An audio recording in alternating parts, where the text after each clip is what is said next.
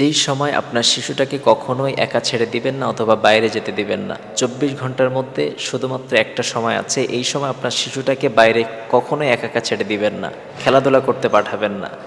এই সময়টা হলো সন্ধ্যার সময়, যখন মাগরিবের আজান হয়ে যাবে এই সময় থেকে নিয়ে মাগরিবের পর থেকে নিয়ে সন্ধ্যা হওয়া পর্যন্ত। মাগরিবের যখন আজান হয়ে যায় তখন একটু কিন্তু ফর্সা থাকে, কিন্তু যখনই অন্ধকার হয়ে যায় এই মুহূর্ত পর্যন্ত আপনার সন্তানকে একা কখনোই ছেড়ে দিবেন না। এই সময় কিন্তু জিন এবং যারা ভূত আছে, জিন আছে, এরাই কিন্তু চলাফেরা করতে থাকে।